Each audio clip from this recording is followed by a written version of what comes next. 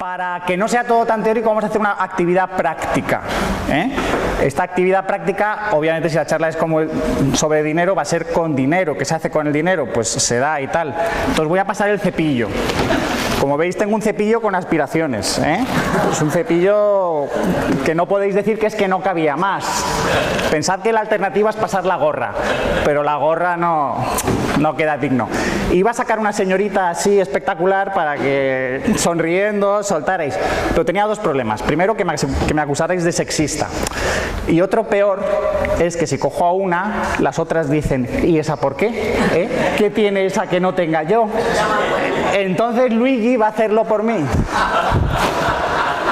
Recordar que esto es un acto imprescindible para no quedarnos solo en la teoría, sino que todos practiquéis con dinero. Y vamos a jugar luego, practicad con dinero, por favor. ¿Que me den dinero? Los que vais a misas no tenéis excusa, habéis hecho esto, y los que no, sabéis en qué consiste. Si no me dan nada, hazlo. Luis, la cámara, hazlo por los lados, hazlo por los lados. La charla es una pena, pero las charlas aquí no se dedican. Entonces yo quiero, vosotros darlo. Pensad que estamos entre amigos y que hay confianza. La charla va dedicada sobre todo a aquellos a los que os va a doler y lo sabéis. Entonces, pensad que yo soy vuestro dentista y que os pregunto, ¿duele aquí? Quizá lo hago para apretar un poco más, quizá lo hago para ese tema evitarlo o intentar aclararlo, anestesiaros un poquito, contaros algún chiste, ¿vale? Tenemos que ver muchísimo material, voy a ir muy deprisa. Las preguntas, salvo que sean comentarios muy cortos, para el final. Para dar dinero no hay que hablar, se da y se calla.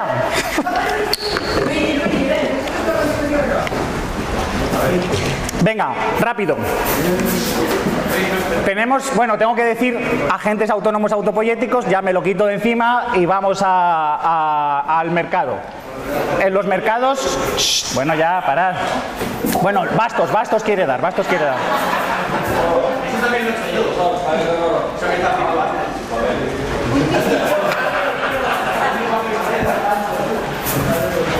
Vamos, 50%. No es fácil. Tiene papel moneda. Ni un billete. ¡Qué vergüenza! Venga. En los mercados hay división de trabajo, hay especialización, se produce y se intercambia. Entonces se da y se recibe, se vende, se compra, se comercia. Esto no es un universal completo de los seres humanos, en el sentido de que siempre te va a salir el de izquierdas o el antropólogo diciendo, oye, que los grupos no hacen esto, los grupos, las tribus pequeñas comparten, y eso es verdad, es una manera como de dar e intercambiar de manera indirecta. Tú consigues algo, cazas algo, se lo das al grupo, a los ancianos o a las ancianas, a las mujeres del grupo, y luego ya, según la necesidad, más o menos, te lo devuelven. ¿Qué se puede intercambiar? Bienes, que es la manera fetén de decir cosas, y servicios es la manera de fetén o económica de decir acciones. ¿Cómo se intercambia? Y aquí esto es importante, ya empezamos a entenderlo. Pues los intercambios los podemos distinguir, aparte de lo de bienes y servicios, según si son completos o incompletos, y según si son directos o indirectos. Y esto es lo que voy a ir explicando durante la charla. Y entonces vamos a tener distintos tipos de intercambios. Lo primero, el completo e incompleto, es si hay un tiempo entre el comienzo del intercambio y su final, o si se realiza todo enseguida. Entonces, si hay un tiempo, quedará una deuda pendiente. Y lo segundo se refiere a qué tipo de bien estamos intercambiando. Así vamos a ver que hay 4 tipos de intercambios. El que es completo directo es el trueque tradicional, completo indirecto es pago con dinero al contado, esto debería salir en otro lado, incompleto directo es trueque diferido, que es algo bastante raro, e incompleto indirecto es simplemente deuda o crédito, pagos a crédito. Y vamos a ir viéndolo ahora más despacio. El completo se da y se recibe a la vez. Es lo que se llama, en contraste con los mercados de futuros, se llama intercambio spot, o pago al contado, o intercambio presente. El incompleto es cuando el pago es diferido. Y un pago diferido, ¿qué hace? Genera una deuda pendiente. También se llama intercambio a crédito, es un intercambio que requiere crédito. Y crédito significa creer, fe, confianza. Entonces va a haber un tiempo entre dar y recibir, o lo que he dicho antes, quizá no se reciba una cosa sino un servicio, entre el hacer. Y es muy importante porque conecta pasado, presente y futuro. Presente y futuro porque se genera una deuda ahora que se pagará en el futuro, pasado y presente porque se paga una deuda ahora que se generó antes. ¿Qué requisitos tiene que haber para que haya intercambios de estos incompletos? Que las interacciones se repitan para que se puedan compensar unas con otras o para que te puedan devolver la deuda. Y sobre todo eso, que haya crédito. Crédito no significa, dice, me han dado un crédito. Eso no es que te hayan dado dinero o que te hayan dado un préstamo, aunque lo usemos así en el lenguaje, sino que han confiado en ti, que tienes buena reputación, que tienes prestigio. Este intercambio es muy típico en grupos pequeños, en los que no tienen por qué hacer trueque. Es una crítica que hacen muchos antropólogos, que en los grupos pequeños no se ve trueque, como dicen muchos economistas desde Adam Smith, que el trueque, pero el trueque era ineficiente y entonces surge el dinero. La deuda puede ser de dos tipos, informal o formal. Formal quiere decir pues que esté clara, que esté muy establecido qué es lo que se debe, cuándo se debe, cómo se paga, qué se considera que salda la deuda. E informal es, bueno, me debes una o me debes un favor, ¿no? Algo que no está totalmente claro, totalmente especificado. Como digo, la deuda informal es típica de amigos, de grupos pequeños y de favores. Pero siempre puede haber posibles conflictos. Muchas amistades se rompen porque mira qué regalo le hice yo en la boda, mira qué regalo me ha hecho en la boda, y parecía que no había una deuda, pero sí, la gente se siente resentida, se resiente si no le tratan adecuadamente, ¿no? ¿Por qué no se formalizan las cosas siempre? Es decir, si la informalidad da problemas, ¿por qué no se formaliza todo? Porque hay costes de transacción. Formalizar quiere decir que hay que especificar, hay que tener ahí un documento, hay que escribirlo. Y también porque cuando exiges que todo se formalice, la amistad se rompe. Parece que, oye, no te fías de mí, ¿qué pasa? Que te hago este favor y me exijo, oye, fírmame que este día te hice ese favor y que este favor va a ser compensado por otro de estas características y con este valor de mercado. Eso es muy raro. Se podría resolver el problema si hubiera escalas sociales de valor, algo que como austríacos y muy liberales, sobre todo muy ancaros, nos suena muy mal, pero es que los grupos humanos funcionan así.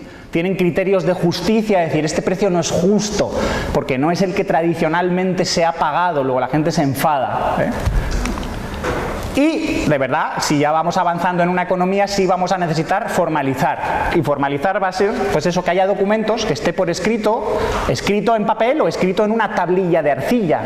Los primeros documentos escritos no se producen para generar poesía, sino son documentos financieros, de fulanito le presté tanto, me debe tanto, y estaba en tablillas de arcilla con las marcas estas cuniformes de los fenicios. Y testigos, que haya avalistas o garantes, que haya otra gente involucrada. Lo de directo e indirecto. Directo significa que el que recibe el bien es el receptor final, o al menos en principio final. Es porque lo recibe porque lo quiere, porque lo va a usar. Y es lo que en economía se llama valor de uso. El indirecto es que tiene valor de intercambio. Tú lo recibes, pero no porque lo quieras tú, sino porque lo vas a revender, pues o muy en el futuro o en principio cuanto antes. Y ahora entonces aquí hay que ver, si hay mercancías que se venden y se revenden constantemente, nos podemos preguntar si hay mercancías, si hay bienes que son más fáciles de vender y de revender usados, de segunda mano o en mercados secundarios. Y entonces ahí surge el concepto de liquidez, desde Menger y otros que lo han desarrollado. Vamos a ver que liquidez tiene que ver con estabilidad de valor, con facilidad de vender, pero de vender no a cualquier precio, sino a un precio lo más estable posible, sin pérdidas, sin quebranto, a un precio, digamos, competitivo o bueno. ¿Por qué? Porque haya una demanda general constante y porque no sea algo que fluctúe, que oscile mucho. Oiréis a menudo, bueno, la bolsa es muy líquida. Y dice, bueno, la bolsa es muy líquida, nosotros decimos, no, la bolsa hay gran facilidad para negociar, ahí es muy negociable, hay costes de transacción muy bajos. Y es líquida tal como usáis vosotros el término liquidez, pero no es líquida en el sentido de que te garantice un precio. Igual, la deuda pública es muy líquida. De nuevo, los precios no están garantizados. Sabes que siempre lo vas a poder vender con facilidad, porque los vendedores y compradores se juntan ahí, pero no, ahí no se incluye el concepto de la idea de estabilidad. Lo de directo e indirecto es importante. Quiero resaltar que a la gente le suele parecer raro la indirección. Dices, pero ¿no es más eficiente que todo sea más directo? ¿Y para qué tenemos que dar más vueltas? Pues resulta que en la economía, cuando es compleja, y la complejidad surge por tamaño, porque los grupos humanos son cada vez más grandes, más dinámicos, las cosas cambian mucho, son más complejos, pues la indirección, la existencia de intermediarios que a mucha gente le dan como asco, ¿por qué no nos podemos evitar a los intermediarios? ¿No lo podemos cargar y todo sería más eficiente y más sencillo? Pues resulta que no, que las economías tienden a especializarse y especialización implica siempre indirección. Y va a haber intermediarios de dos tipos: agentes, es decir, individuos o empresas, y bienes intermediarios. Los agentes son los comerciantes, los distribuidores, y los bienes son los medios de intercambio que se usan como medios de intercambio, eso, intermedios o indirectos, y es el dinero como bien más líquido. Luego, ¿qué es el dinero? Eso, el bien más líquido. Y la liquidez no es un sí o no, no es negro o blanco, no es todo o nada, es algo que se tiene en grados. Y ya os he dicho que es fácil de vender rápido y sin pérdidas. Recordad eso siempre, porque se os olvida. Entonces, bueno, no habíamos quedado que este banco estaba, ¿cómo va a quebrar? No, habíamos dicho que el banco tenía posiciones líquidas, puede vender rápido y sin pérdidas. Una definición que me gusta a mí es que propongo que su valor es invariante, y un invariante quiere decir es algo que es estable, pero estabilidad se suele usar solo respecto al tiempo. Invariancia es algo más general, se usa en física para decir cualquier cambio que le puedas hacer resiste o se mantiene lo más constante, lo más estable posible. Valor entendido como poder adquisitivo, lo que puedes comprar con ese dinero, o como que la gente lo quiera, la gente lo va a querer de forma constante y lo van a querer todos por igual. Y además he añadido aquí algo que conviene insistir, y que los costes de transacción sean muy bajos, porque como los vas a estar usando constantemente en intercambios, es importante que los costes de usarlos sean muy bajos. ¿Qué cambios puede haber? ¿A qué cambios me refiero en esa invariancia? A cambios de persona, lugar, tiempo, cantidad y rol de agente. Persona quiere decir que lo quiere todo el mundo, Como dice Danny DeVito en una película, que otros años me he equivocado y os he dicho que la película era Other People's Money y resulta que no, que es una que se llama The Heist o El último golpe, que es de David Mamet. Dice, claro que lo quiere todo el mundo, lo necesita todo el mundo, por eso le llaman dinero, es que es la definición de dinero. Y siempre que muchos líderes religiosos, otros despotrican, el dinero es que es lo que quiere todo el mundo, es el ídolo, y dicen, no, pero si es que esa es la definición. Y demos gracias de que hay algo que quiere todo el mundo, porque así sabemos qué es lo que los demás quieren, no tenemos que estar preguntándonos ahí en plan marketing, ¿y a este qué le puedo ofrecer? No te preocupes, ofrécele dinero, y lo que quieras que haga por ti o te dé, pues probablemente si alcanzáis un precio y lo acordáis, pues tendrá lugar ese intercambio. Entonces lo quiere todo el mundo, en todas partes, en todos los países, no es algo endémico, no es como una falda escocesa o como una canción típica de un lugar, sino que es algo más o menos universal. En todo momento, no es algo estacional, no es algo que una moda, no es algo que me gusta hoy y mañana no. Y de cantidad y rol de agente. Lo de cantidad es que la utilidad marginal es constante o casi constante. Siempre decimos, bueno, como austríacos, valor subjetivo, uso lo que tengo primero para los fines más valiosos y entonces lo siguiente ya es menos valioso. Pero el dinero, como se puede usar para comprar cualquier cosa, su utilidad marginal es casi constante o decrece pero muy poco. Y luego que la cantidad, que sea invariante respecto a la cantidad, quiere decir que si yo inundo el mercado de dinero o quiero mucho dinero, eso al poder adquisitivo del dinero no le afecta mucho. Mientras que en otros mercados sí pasa. Si yo de repente, como ahora hay cientos de miles de viviendas intentando venderse y no pueden, ¿por qué? Porque hay demasiada oferta y no hay suficiente demanda. Si fuera dinero lo que estuviera la gente tirando al mercado, no habría tanto problema. Y la parte técnica del rol de la gente, esto es muy importante, esto es lo que ve Menger y se desarrolla luego en teoría de la liquidez y en la conexión entre dinero y mercados financieros. Es que el dinero es el bien que tiene el mínimo diferencial posible entre precio pedido y precio ofrecido, en lo que se llama el spread, el ask-bid spread. Os pueden haber enseñado que en los mercados solo hay un precio, porque tiende a converger lo que la gente pide y lo que la gente ofrece, y al final el precio todo el mundo vende y compra al mismo precio. Pero esta explicación es errónea o incompleta porque no tiene en cuenta a los intermediarios.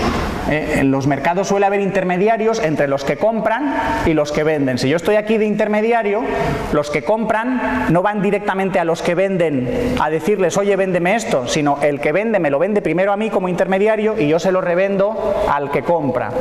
Entonces hay un precio pedido y un precio ofrecido que son los dos lados de esto. Entonces, el que tenga el mínimo spread posible es el bien que tenga el mínimo spread posible es el que se va a utilizar como dinero. También es importante que en el dinero esté muy bien acoplada su oferta y su demanda y la oferta y demanda de los demás bienes y servicios de la economía. Uno de los problemas de los dineros o pseudodineros o malos dineros actuales es que no se producen de forma política o de forma tecnocrática. No se deja que las demandas de la producción de dinero esté realmente a cargo del mercado y la gente decida si quiere producir dinero, igual que decide si quiere producir cualquier otra cosa, según, bueno, pues qué beneficios me va a traer esto, cómo es la demanda y cómo es la oferta de los demás bienes y servicios y de dinero. Un rasgo importante es, que vamos a ver más características luego, es que la relación entre flujo y existencias sea pequeña y estable. ¿Sabéis tenéis que aprender a pensar en variables flujo y variables stock, que se llama. Las variables flujo son las derivadas o las variaciones, lo que cambia una cosa por año, o lo que entra y lo que sale, mientras que las variables stock son lo que hay en total. Entonces, como el dinero es un bien, vamos a ver, persistente, pues se va acumulando todo el que se va produciendo, pero además se va produciendo siempre un poquito más, pues todo lo que se produce cada año, o todo lo que se genera nuevo, es el flujo, y el stock es todo lo que ya había. Entonces, para que el poder adquisitivo del dinero sea estable, la relación entre lo que se añade, el flujo, al stock, tiene que ser pequeña y estable, que no haya grandes variaciones. Por eso hay cosas como el trigo que no pueden ser dinero, porque tú puedes tener ahora un stock de trigo, pero ese trigo todo te lo comes. Y entonces el stock que queda al final de la temporada es muy pequeño y lo que vuelves a producir es muy grande. Entonces hay unas oscilaciones enormes. El oro era muy bueno porque vas acumulando y cada vez acumulas más y tienes la piscina olímpica o las 3 piscinas olímpicas llenas de oro. ¿Y qué añades cada año? Pues 1 metro cúbico más solo o algo así. No es algo que lo desestabilice mucho.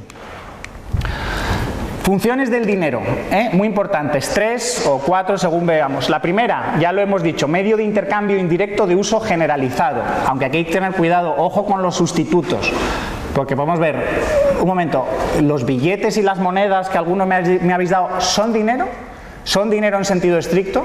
Alguien podría decir, sí, porque es lo que usamos para pagar, pero otros podríamos decir, hombre, no, porque no son bienes mercancía, porque exigimos que el dinero sea un bien mercancía, no, porque no lo ha producido el mercado, no, porque esto en realidad son sustitutos, ya iremos viéndolo esto. Si algo es un medio de intercambio, también tiene que ser necesariamente un depósito de valor. ¿Por qué? Porque tú no estás intercambiando todo el rato. De hecho, es curioso, el dinero le llamamos medio de intercambio y si ves cuánto tiempo al día estás intercambiando el dinero y lo comparas con cuánto tiempo al día no lo estás intercambiando, ¿qué gana? El tiempo que no lo estás intercambiando. Luego, durante mucho más tiempo, el dinero es un depósito de valor. Lo tienes ahí atesorado, no lo intercambias. También es importante para que sea depósito de valor que ni gane ni pierda valor. Algunos austriacos, ya veremos, de los 100%istas, el dinero es un mejor depósito de valor cuanto más valor gane. Entonces es un mal depósito de valor. Entonces será un instrumento financiero en el cual inviertes, pero no será dinero. Te hace falta, los mercados financieros para ser completos y eficientes requieren cosas que la gente espere tener ganancias con ello, pero también requiere el dinero que es el que dice, esto es el neutro, el cero, la referencia, lo que no ganas ni pierdes. Y muy importante, la unidad de cuenta, porque esto es lo que conecta, es tener una referencia, algo que te permita tener precios, cálculo económico. Vamos a tener contabilidad. La contabilidad, si no sabéis, yo no os la puedo enseñar en 5 minutos, si luego queréis hablamos un poco más, pero saber qué es el activo y el pasivo, aunque lo voy a discutir un poquillo al hablar de los bancos, es esencial para entender todos estos temas de dinero, banca y finanzas. Entonces es un tema árido, pero que no os asuste, entender los conceptos básicos no es demasiado difícil y en serio, no vais a conseguir entender todos los problemas de teoría de la liquidez y qué es lo del 100%, qué es lo de la reserva fraccionaria si no entendéis un mínimo de contabilidad. Luego, sin la función de unidad de cuenta, todo esto no existiría y las economías modernas colapsarían. Fijaos en una cosa, aunque las funciones originarias podríamos decir que son la de medio de intercambio y depósito de valor, son las originarias, hoy día es mucho más importante esta, porque esta no tiene sustitutos. Esta no hay manera de reemplazarla por otra cosa. Siempre necesitas una unidad de referencia más o menos universal. Mientras que el dinero en sentido estricto, ya vamos a ver que surgen los sustitutos monetarios. Y los depósitos de valor, pues puedes depositar valor en activos que no son esencialmente dinero, pero que son bastante seguros y bastante estables. Pero unidad de cuenta, muchos economistas consideran que hoy es la más importante. Y una que se suele decir, la incluyo aquí, aunque teóricamente no es básica, sino que es derivada de todas las demás, es estándar para pagos diferidos. Cuando hay deuda, la deuda suele ser monetaria, es decir, la deuda usa dinero, que se deriva de las anteriores. Atributos, eso eran las funciones. Atributos, que sea duradero, perecedero, que el valor sea denso. Quiero decir, alto valor por unidad de volumen y por unidad de masa. ¿Por qué? Porque lo vas a almacenar y lo vas a transportar. Entonces no quieres tener que ir transportando toneladas de agua o toneladas de paja, porque valen muy poco y ocupan mucho. O toneladas de hierro, dices, el hierro es muy denso, sí, pero no vale tanto como para ir transportándolo de pueblo en pueblo para pagar tus deudas. Que el valor sea divisible y sumable y ajustable a los intercambios. Tú vas a tener intercambios en los que pagues 1 euro, 10 céntimos y otros en los que pagues millones. Entonces necesitas unas unidades que se ajusten a todo eso.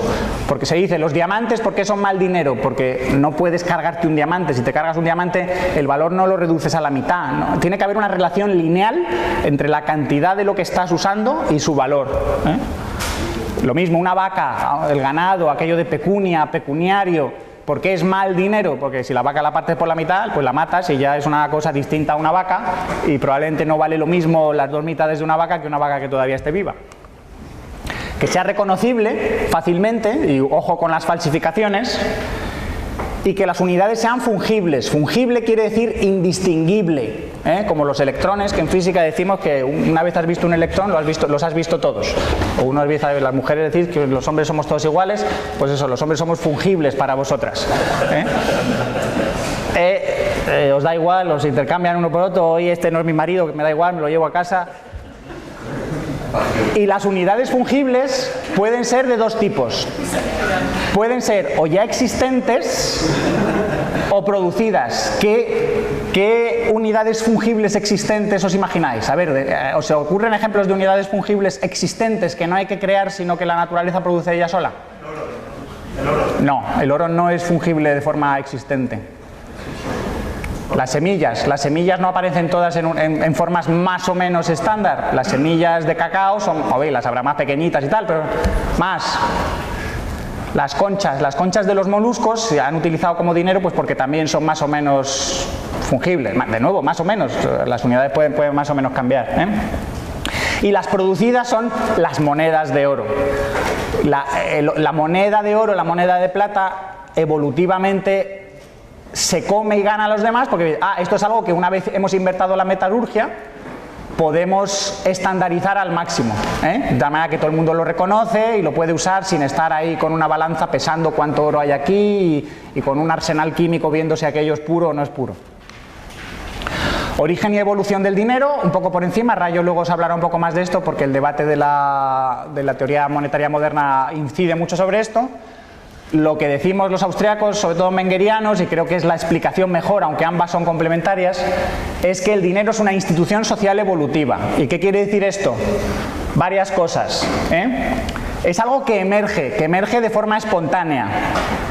Algo que aparece sin planificar, sin diseñar, sino que la gente va descubriendo, van copiándose unos a otros. El dinero es un bien red.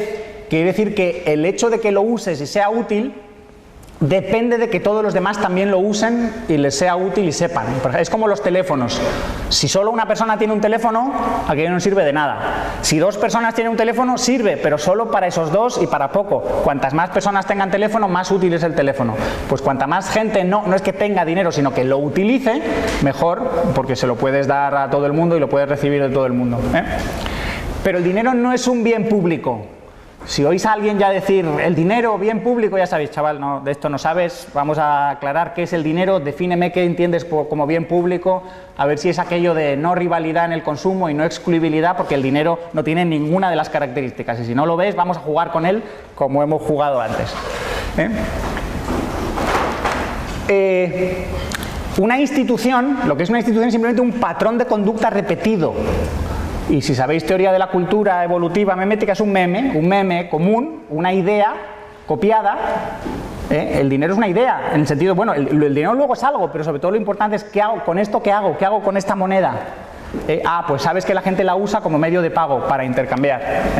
Y recursivo quiere decir que tú no solo sabes que se puede usar así, sino sabes que los demás saben, y sabes que los demás saben que tú sabes, y así indefinidamente. Luego todos estamos ligados unos a otros socialmente por el dinero. El dinero une en ese sentido. Permite la coordinación, hace que la coordinación económica sea muy fácil. ¿Cómo puede surgir? Decimos, pues eso, mediante prueba y error, por innovación e imitación. No es algo que se necesite diseñar y tampoco es una convención social. O sea, hay que oiréis, el dinero es una convención social. Parece como si nos hubiéramos sentado todos y alguien se hubiera dicho, que se me ha ocurrido una gran idea, vamos a usar dinero. Y se vota y tal. No, el dinero no surge así. El dinero o surge evolutivamente o llega un matón que es el Estado y te lo impone. Pero eso es lo que discutiremos si puede ser o no. Pero varios detalles sobre la evolución para los que no dominéis el tema. La evolución del dinero como la evolución de los bienes red es peculiar.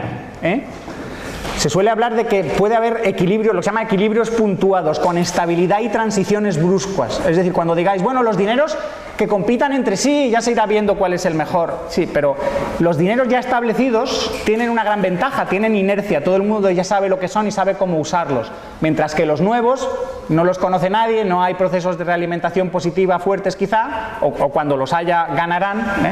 Luego, la evolución del dinero no va a ser gradual, sino que va a tener periodos en los que parece que no pasa nada, que eso es bueno porque el dinero se supone que debe ser muy estable, y luego momentos en los que cambia todo. Luego hay eso, inercia institucional y procesos en los que al revés se realimenta positivamente la liquidez de un bien hasta que se come todo el mercado. Eso es algo típico en las redes. Las redes son altamente no lineales y complejas, entonces hay que estudiarlas con cuidado porque son distintas de otros procesos económicos. Luego, ¿qué bien concreto se utiliza como dinero? Pues eso ya depende de muchas cosas. De la historia, de detalles geográficos. No puedes usar oro si no hay oro en ningún sitio donde tú vives y no estás en contacto con gente que te trae ese oro. Tampoco puedes usar conchas marinas si son demasiado abundantes. Entonces, normalmente en África usaban conchas marinas tribus del interior, a la que se las llevaban tribus del mar. Se acercaban y les daban, pero como el viaje era muy costoso, pues tampoco recibían muchas. La relación entre stock y flujo pues era más o menos estable. Depende de la tecnología, no puedes usar el oro y la plata si no tienes minería, si no tienes metalurgia. Y también depende de los atributos de los bienes, no cualquier cosa puede ser dinero. Igual, muchos economistas idiotas, con perdón, critican al oro y Richard Thaler, que es muy bueno en cosas de behavioral economics y tal, si queremos liquidez, qué idiotez volver al oro, volvamos al vino, porque el vino es más líquido. Y dices, ay, por Dios, ¿queréis pensar un poquito en las funciones del dinero para ver por qué el oro y la plata? Hay un artículo muy bueno en el que un químico lo analiza y dice, vamos a repasar todos los elementos posibles a ver cuáles no pueden ser dinero. Los gases nobles, pues hombre, complicado porque son gases. Las cosas que son venenosas, pues no. Las cosas que son radiactivas, pues no. Las cosas que no valen nada, pues no. Al final, ¿qué quedan? Los metales preciosos, es decir, no es casualidad. ¿Qué mercancías han sido dinero? Pues estas, semillas, conchas, sal, ganado y, lo que digo, metales preciosos. Y el oro y la plata tienen un punto de partida posible muy simple y es la ornamentación, estatus. La mujer que dice, ¡ay, qué bonito, cómo brillo con esto! Y el hombre que sabe, a mí me da igual ponerme esto, pero sé que si se lo regalo a esta, pues le caeré simpático y ya sabemos a dónde vamos a llegar. Luego, el oro no es arbitrario, el dinero no es arbitrario, no puede ser cualquier cosa. Y, en resumen, el oro no es una bárbara reliquia, el oro tiene su razón de ser. Quien dice oro, plata. Pero históricamente, evolutivamente, el dinero se ha ido haciendo, partiendo de mercancías, partiendo de cosas tangibles, se ha ido haciendo cada vez más abstracto. En vez de dinero podemos hablar de medios de pago. ¿Con qué se paga? ¿Siempre se paga con dinero o a veces usamos sustitutos o complementos monetarios? Y vamos a hablar ahora de cómo surge el dinero interno bancario, que es una forma de crédito o de deuda, para complementar o, en cierto modo, sustituir al dinero. Y la fase final, o una fase, si no final, en este momento más de moda, con más potencial quizá, del proceso de abstracción y no solo de crear un dinero, sino un dinero integrado a un sistema de pagos, sería Bitcoin o cosas parecidas. Dinero y Estado, un poco la teoría chartalista. Nosotros decimos que el dinero no requiere sanción legal estatal, no requiere obligar a la gente a que lo use, el curso forzoso, que esa es la teoría chartalista. Pero ellos dicen que sí. Y dicen, es que históricamente vemos pruebas de que el Estado impone dinero, una forma de dinero, y el dinero se usa. Pero eso no quiere decir que el Estado se haya inventado el dinero ya se usaba. Lo único es que el Estado habrá dicho, y el dinero que me vais a utilizar todos vosotros, porque mando yo, va a ser este. Pero eso no quiere decir que el Estado se invente el dinero, sino que impone una determinada forma. Y que probablemente no lo puede imponer de cualquier manera, probablemente imponga una forma parecida a la que ya se usaba, pero que él controle mejor, que el Estado reciba alguna ventaja. El Estado podría simplemente decidir que se usa como dinero. Aquí se puede equivocar, pero al menos solo está decidiendo. Está dejando, ¿cómo se dice? El Estado decide, van a usar ustedes monedas de oro como dinero. Y entonces, bueno, pues ya las estábamos usando, nos da igual. O es una buena idea, pues vale, lo has decidido. El problema es cuando se mete a producirlo. Porque entonces es cuando puede hacer todas las trampas. Decir, bueno, las minas son mías o los bancos centrales, el banco central es mío. Podría garantizarlo.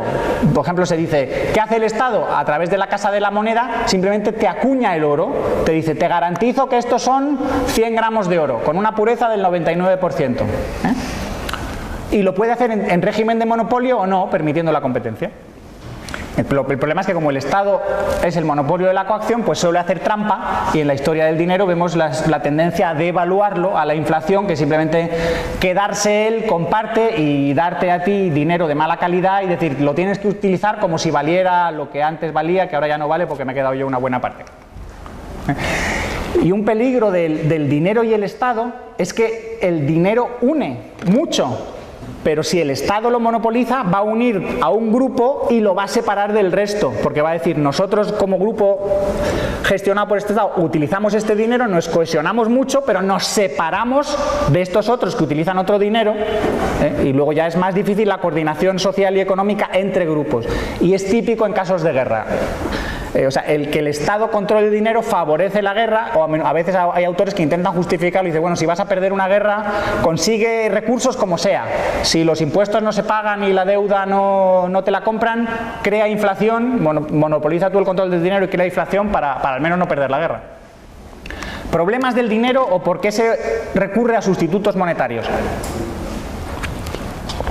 El dinero tiene costes y riesgos, lo puedes perder. Se puede perder la cosa, puedes perder el dinero, o puede perder el valor por inflación o porque se repudia. Esto es raro, pero tú te puedes levantar un día y ver que el resto del mundo ya no usa el euro, entonces todos los euros que tú tuvieras pues ya no sirven de nada.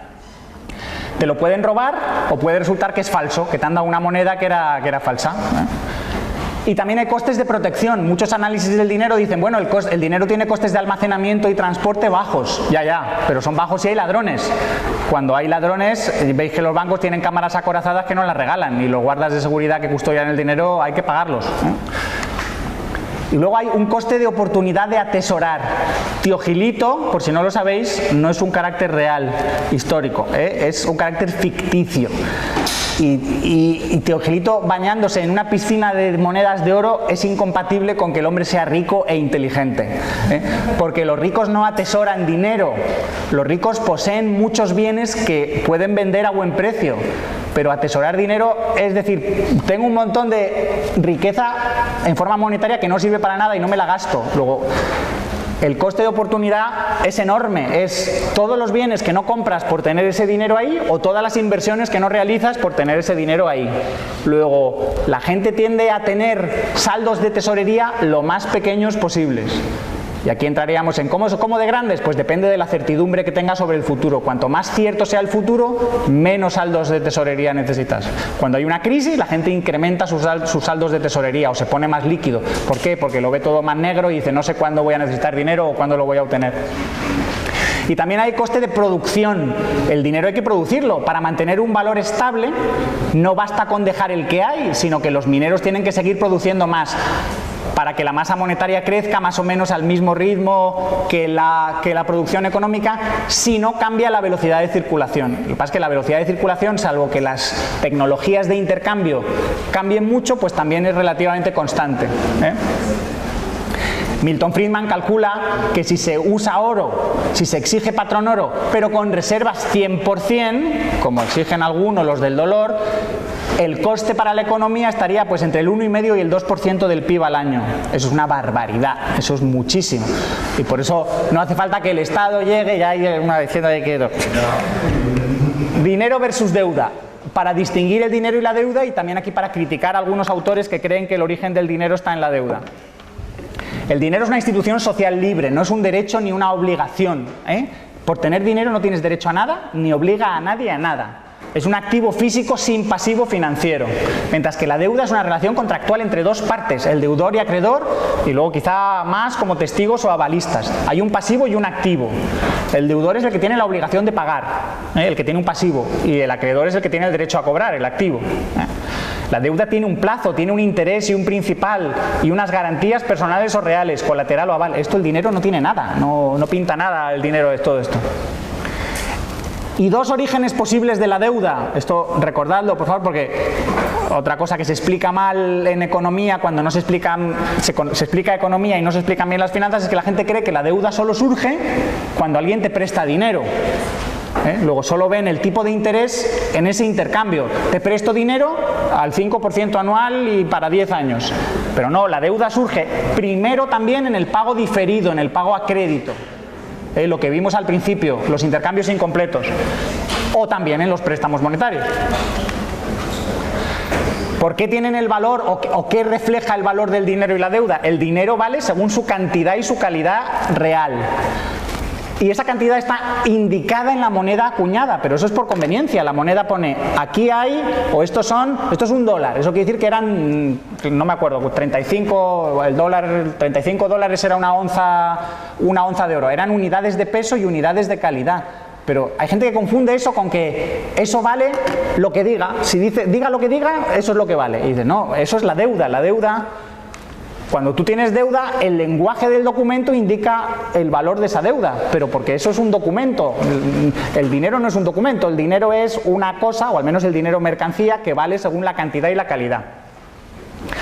Y algo que se puede estudiar, que podemos discutir, es ya más avanzado, es ¿puede el dinero tener valor legal simplemente porque alguien te coacciona? Te dice, te voy a meter en la cárcel si no me pagas unos impuestos, y estos impuestos me los vas a pagar en este dinero. Luego eso ya automáticamente va a haber una demanda por eso. Entonces simplemente el hecho de que haya impuestos puede dar valor al dinero o no, lo podemos discutir, ¿eh? Ventajas o características de la deuda. La deuda se crea, se elimina al pagarla o al impagarla también. Si se impaga y se reconoce que aquello no se va a pagar nunca porque es una empresa que se ha disuelto y ya ni siquiera existe, o alguien que se ha muerto y sus herederos no les puedes obligar, pues nada, o se perdona o se reestructura o se compensan unas con otras, ¿eh? La deuda es mucho más flexible que el dinero. Y lo importante es, la deuda se puede compensar, se pueden saldar deudas unas con otras, y esto es muy interesante para hacer pagos sin dinero. Porque la pregunta es, si al final del día todos acabamos con el mismo dinero con el que empezamos, más o menos, ¿para qué hemos estado moviendo el dinero constantemente? Eso tiene costes, sobre todo cuando es a más largo plazo, perdón, a más grande distancia y cuando son mayores cantidades. ¿No podríamos haber ido apuntando cada uno lo que debe y compensar todo eso por la noche y al final netearlo todo y decir, vale, ya está? No usar tanto dinero, sino pagar con deuda y usar el dinero solo para lo que no se pueda compensar. ¿Qué límites tiene la compensación? cuanto más tiempo puedas esperar a compensar, más eficiente es la compensación. Si yo hoy te he comprado a ti, pero tú no me has comprado a mí, quizá mañana sea al revés, y si no es mañana, pues esta semana. Cuanto más tiempo esperes, más cosas puedes compensar. El problema es que la gente no quiere esperar mucho para que le paguen, porque entonces ya no es pagos, ya es finanzas, ya es estoy teniendo aquí un activo financiero. Luego las compensaciones, hay ese trade-off, esa de nuevo, compensación entre cuánto tiempo esperas y cuánto no para compensar bien. Luego la confianza, no dejas participar en un sistema de compensación a gente en la que no confías, y que las relaciones sean muy frecuentes. Si las relaciones son muy frecuentes, en muy poco tiempo ya puede haber todas esas compensaciones. Problemas de la deuda, el dinero tenía problemas, la deuda también. La deuda hay que formalizarla, hay que escribirla, hay que tener testigos, quizá algún notario, un registro, lo que sea. Luego la deuda a veces se cobra, a veces no. La deuda se puede impagar. El impago puede ser real, que alguien directamente te diga no te pago, o nominal, en el sentido de que te pago 10.000. Sí, ya, pero 10.000 de cuando lo pactamos hace 30 años no valen lo mismo que 10.000 ahora. Una casa que comprabas por 1.000 pesetas a comienzos de siglo, pues ahora no la compras por 1.000 pesetas que ya ni siquiera existen, a comienzos del siglo anterior. La deuda hay que protegerla o conviene protegerla, entonces eso, se suele usar prueba documental, no hay simplemente declaraciones verbales de te debo esto, pero de nuevo los documentos también se pueden perder, te los pueden robar, si son al portador y te lo roban, adiós, si era un cheque que ya has firmado, pues lo has perdido, o puede haber fraude, alguien te ponía debo 100, no, debes 1.000, no, debes 10.000, debes 1.000.000, entonces todo eso hay que intentar protegerlo. La deuda tiene interés, es decir, que cuando se devuelve no se devuelve solo el principal, sino que se devuelve algo más. Y ese interés tiene en realidad 4 factores. En circunstancias normales, no en economías de giro uniforme ideales que solo se usan para enseñar y ver modelos pues muy sencillitos, que es la preferencia temporal, que preferimos el presente antes que el futuro. Básicamente es que no queremos esperar. El interés en este sentido es el precio que se paga por no esperar el que lo paga, o al revés, por aceptar esperar el que lo cobra. La prima de riesgo es lo que he dicho antes, que la deuda quizá no se pague. Luego, si es posible que tu deudor no te pague, le dices, oye, pues te voy a exigir algo más en el interés por ese riesgo. Y la inflación, lo que hemos dicho, que como el dinero a veces es malo y pierde valor con el tiempo, pues le añades una prima de inflación. Los intereses en España, los tipos de interés en España, en los años 70 estaban en los dobles dígitos, en los 10 mucho, 15, incluso 20. ¿Por qué? Porque había una inflación enorme, entonces no te prestaban dinero que sabías que cuando te lo iban a devolver no iba a tener el mismo poder adquisitivo. Y tiene que ver con la productividad, el interés, hombre, pues claro, ¿por qué? Porque el que pide dinero lo puede pedir para consumir, y en ese caso pues no hay productividad, pero la mayor parte de la deuda es para empleos, o gran parte de la deuda es para empleos productivos, para empresas. Luego, el que pide prestado considerará estos recursos financieros, ¿cuánto puedo sacar de ellos? Y si puedo sacar mucho de ellos, puedo ofrecer un tipo de interés más alto, Es decir, la productividad puede pujar al alza sobre el tipo de interés, si es alta o baja al revés. ¿En qué consiste de nuevo lo de, volvemos a monetizar deuda? Usar deuda como dinero, no dinero en sentido estricto, sino como sentido, como sustituto monetario. Bueno, la idea que he querido resaltar hasta ahora es que la deuda no es el origen del dinero, sino que vamos a ver cómo lo economiza. En vez de pagar con dinero, lo que haces es pagar con un derecho de cobro de dinero. La deuda es por un lado una obligación de pago, por el otro lado es un derecho de cobro. Entonces a esto se le llama deuda circulante monetizada. Es deuda. ¿Qué quiere decir que es circulante? Que la gente se la pasa de mano en mano. Y eso es monetizada. Luego, ¿esto es el crédito circulante o es deuda circulante monetizada? También se le llama sustituto monetario. ¿Y qué sustitutos monetarios son buenos? Hemos visto antes las características del buen dinero. Las características de la buena deuda monetizada es que sea deuda segura. ¿Tú aceptarías como medio de pago una promesa que realmente no sabes si se va a cobrar? ¿Que es muy incierta? No, la deuda tiene que ser segura. Tiene que ser a corto plazo. ¿Tú aceptarías como medio de pago de una barra de pan deuda a 30 años? Pues no, porque insisto, no quieres hacer una inversión financiera, quieres cobrar. Y quizás aceptas que te la paguen mañana o dentro de 10 días, pero no dentro de un año o 30 años. Y también que la distancia de cobro sea aceptable. Si te llega un señor del Banco de Nueva Zelanda, Edu, oye, mira, te traigo un derecho de cobro contra el Banco de Nueva Zelanda. Sí, pero yo no voy por ahí, entonces si un día tengo necesidad de ir, pues no sé si me voy a encontrar un neozelandés que quiera aceptarlo conmigo.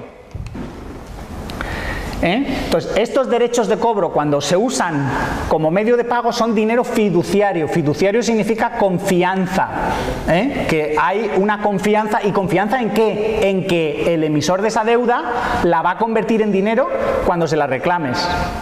Normalmente la gente dice, bueno, todo el dinero es fiduciario porque confías en que otro lo acepte. Dicen, no, yo digo, no, esa no es la definición de medios fiduciarios de pago. Cuando dices que el dinero es dinero porque los otros lo aceptan, eso es la definición de institución, del dinero como institución. Solo tiene sentido hablar de medios fiduciarios cuando el dinero es deuda y que esperas que esa deuda se convierta en dinero, es decir, que la deuda se pague simplemente, si uno exige que se pague en vez de simplemente seguir circulándola.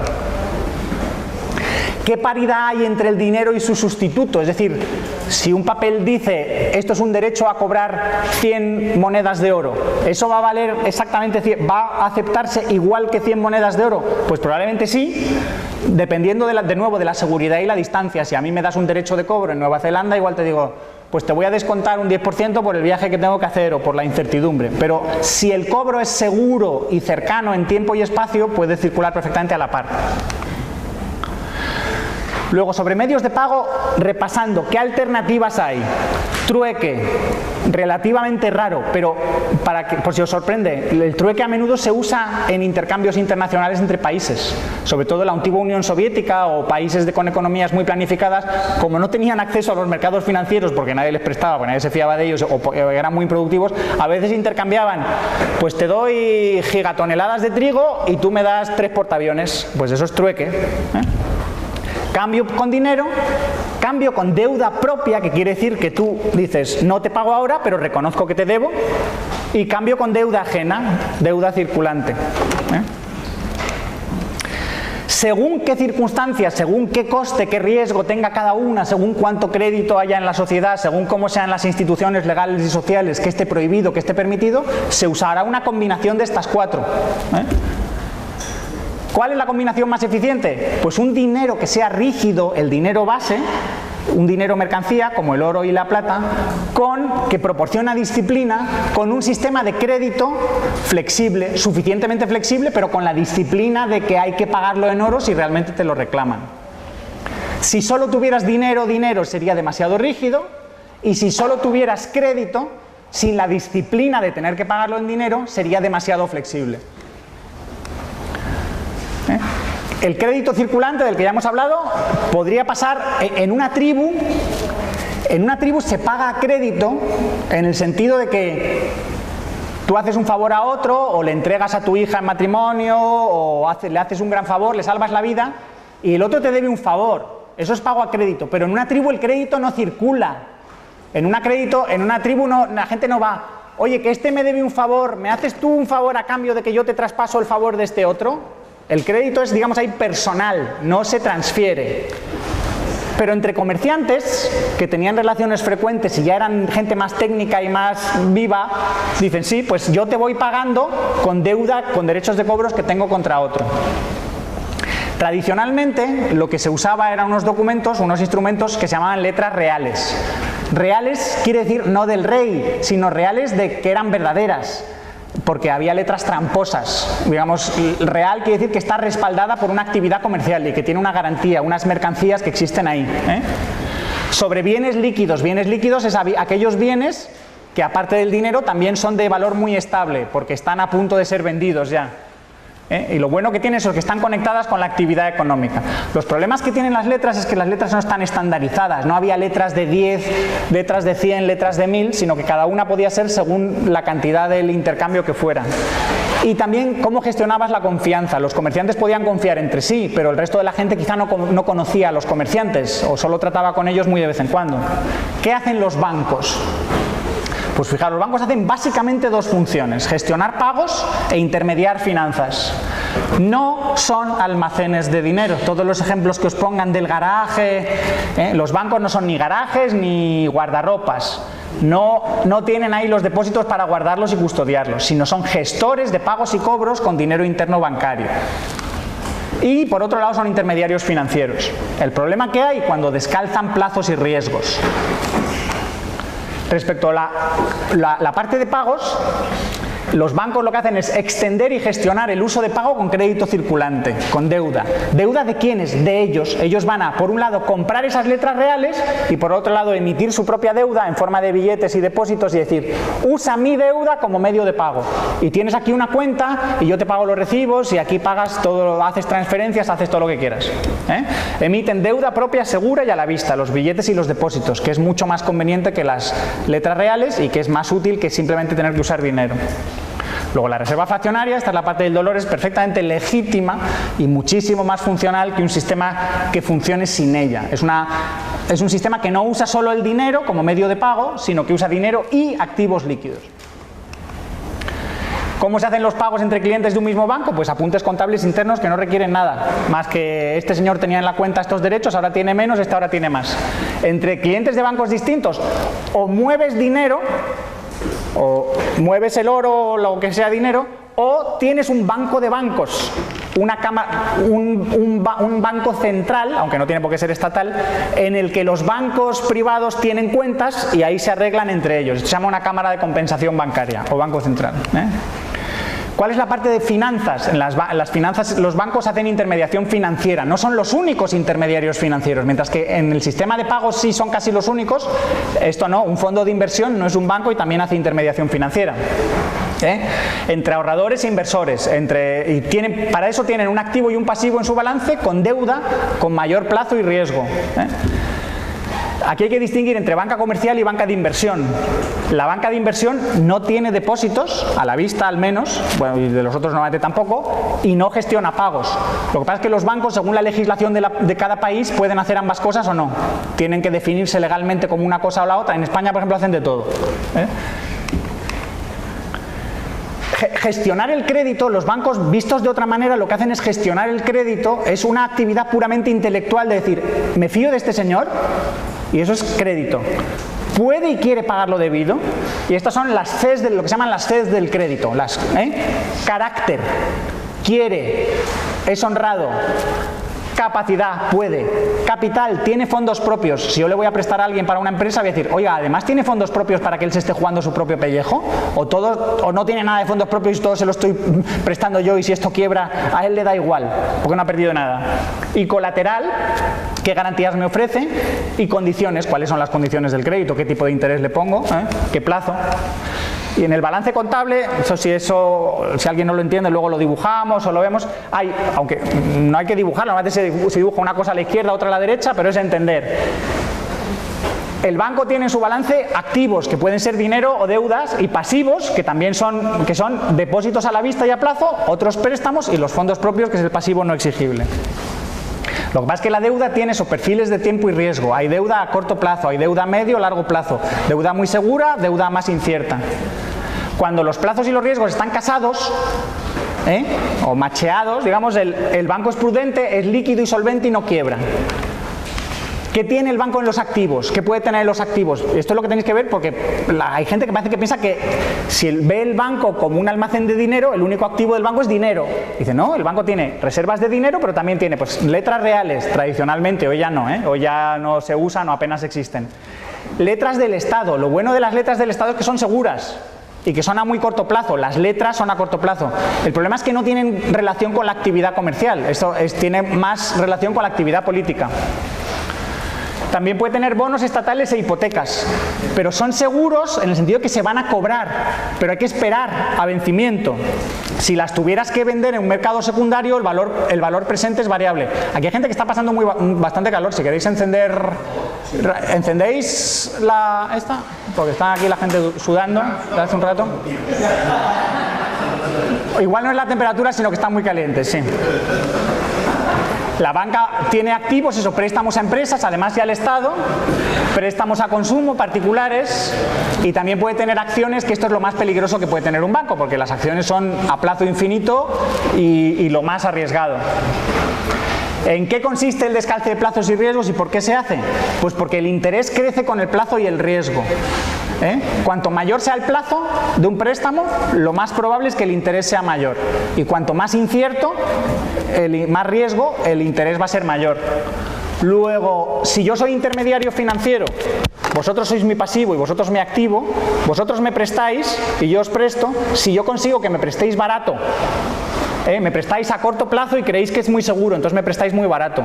Y yo os presto a vosotros a más largo plazo y con más incertidumbre os puedo pedir un tipo de interés más caro. Entonces yo mi margen de intermediación es grande, es más grande. Luego, la transformación de plazos, normalmente se habla de transformación de plazos, por si oís la expresión, que el banco recibe a corto y presta a largo. Incluso hay gente que insiste, muchos de Chicago y muchos liberales españoles, puedo decir su nombre, Pedro Suárez y otros, no entienden es que exigen que un banco haga transformación de plazo para que sea un banco. Y nosotros decimos, si hace eso, va a acabar creando crisis, financieras y ciclos. Es lo que hay más margen, hay más beneficio y riesgo, pero el banco es más imprudente, es más frágil. El sistema es más frágil y al final se va a romper.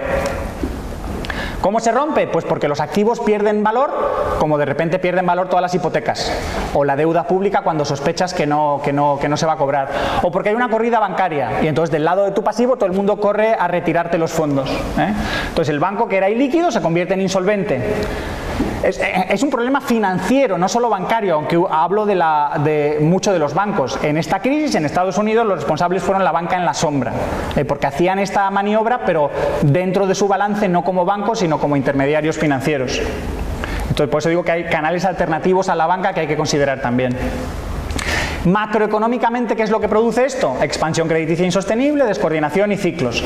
¿Qué pasaría en el mercado libre probablemente? Que sería un problema menor, porque los bancos serían controlados por sus acreedores y por otros bancos que les harían la competencia. Habría quiebras selectivas. ¿Por qué pasa esto ahora? Pues porque el Estado a la banca la está refinanciando constantemente, lo que se llama operaciones de descuento, operaciones de mercado abierto, o cuando ya los bancos quiebran porque la rescata.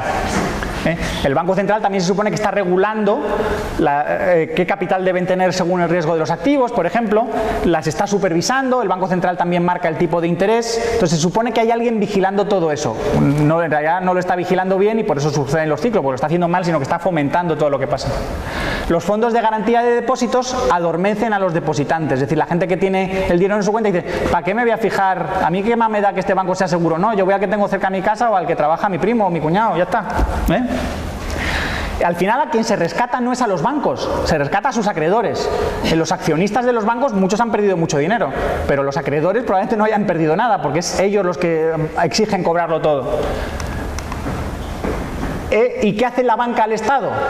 Pues constantemente lo financia, compra deuda pública, y además dice, el Estado le dice a la banca, tú compra mi deuda, que si tienes mucha en tu balance no te voy a exigir fondos propios de capital. Los criterios de Basilea tienen esas trampas. La deuda pública se considera siempre infinitamente segura, no importa que la realidad demuestre que no lo es, siempre se considera segura. Y el Banco Central está constantemente monetizando deuda pública, como ha hablado antes José Ignacio, y la tentación esa para cubrir todos los déficits. Entonces el sistema actual, y eso lo va a hablar Rayo ahora, lo que tenemos es pasivos inconvertibles, porque no los puedes transformar en dinero, sino que se considera que ellos ya son dinero, como dinero base fiat de curso legal forzoso. Justificaciones históricas que se han dado, esto ya es lo último. Que hace falta un dinero muy elástico, sí, tan elástico que está sin control, no tiene disciplina. Que hay que promover la actividad económica para bajar los tipos de interés, pero el tipo de interés es un precio, los precios del mercado los establece según oferta y demanda. Si tú lo manipulas, estarás desequilibrando, creando excesos o carencias artificiales. Y además que no se piensa, siempre se piensa que haya más inversión, bajamos el tipo de interés. Y los ahorradores, el que quiere ahorrar seguro, entonces ya le estás ofreciendo un tipo de interés muy bajo y no va a ahorrar la gente. Estabilidad macroeconómica, es que el mercado solo no sabe y crea los ciclos. Dice, no, los ciclos los crea la política monetaria. Y al final, la extrema izquierda al menos es sincera. Dice, ¿para qué tiene que haber bancos centrales? Para financiar el Estado. Es decir, el Banco Central tiene que comprar toda la deuda pública o toda la deuda pública que haga falta a precios que el mercado no le ofrece. Esto sería un desastre, porque erosionarían el valor de la moneda a lo bestia. Y harían que el Estado creciera, bueno, hasta que la burbuja explotase y simplemente se repudiara la moneda. ¿Vale? Y acabado. Gracias.